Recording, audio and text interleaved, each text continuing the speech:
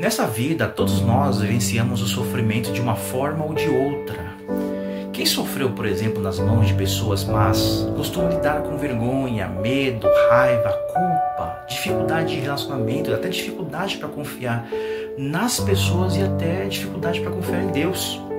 As pessoas que sofreram algum tipo de abuso, elas anseiam por se livrar da dor e das memórias associadas ao que suportaram com o abuso. Elas querem, por exemplo, acreditar que Deus é bom e que Ele fará com que até isso resulte em bem para elas. Mas a dor que carregam as mantém sobrecarregadas. Veja que o peso na mente dessas pessoas que lutam para viver livre da dor, das mágoas do passado, dos traumas, resulta em algumas expectativas, algumas visões. Por exemplo, nunca ter que lidar com memórias dolorosas, nunca ter que lidar com viver com os efeitos do pecado cometido contra elas, nunca ter que temer o que as pessoas poderiam pensar a seu respeito, nunca ter medo de se aproximar de outras pessoas ou ficar em posição, por exemplo, vulnerável no relacionamento, nunca ter medo de ter que ser conhecida profundamente. Veja que a maior necessidade de uma vítima de abuso é a sua necessidade de conhecer aquele que foi abusado mais do que qualquer outro.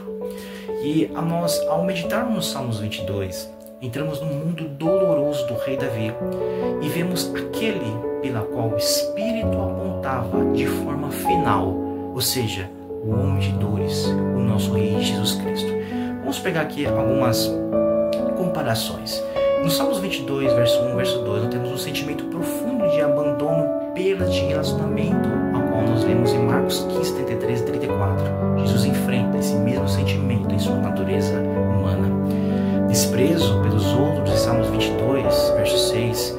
Ao lermos Isaías 53, 3, o profeta prediz que o Messias também seria desprezado.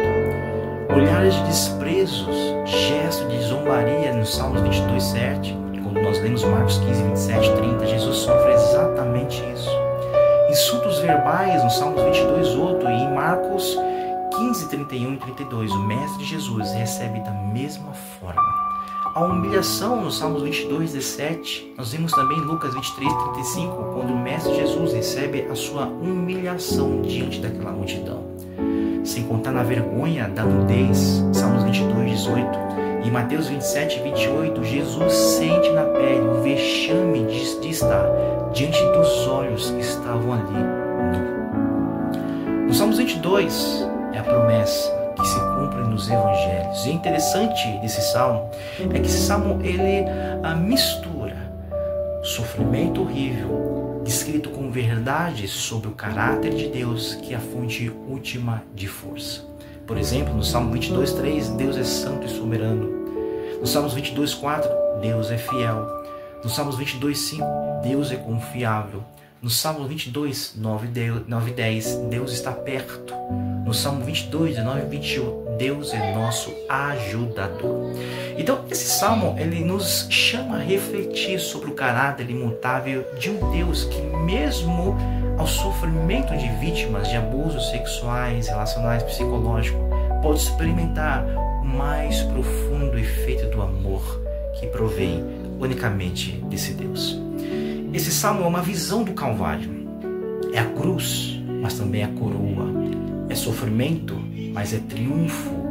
É morte, mas também é vida. É gemido, mas também ele é louvor. Esse salmo ele é interessante porque nos demonstra que é possível suportarmos os abusos em Cristo Jesus e obter uma força e visão santa que provém exclusivamente dele. O mundo rejeita os absolutos básicos, mas quando você rejeita os absolutos básicos que provêm dos céus, tudo que resta é você.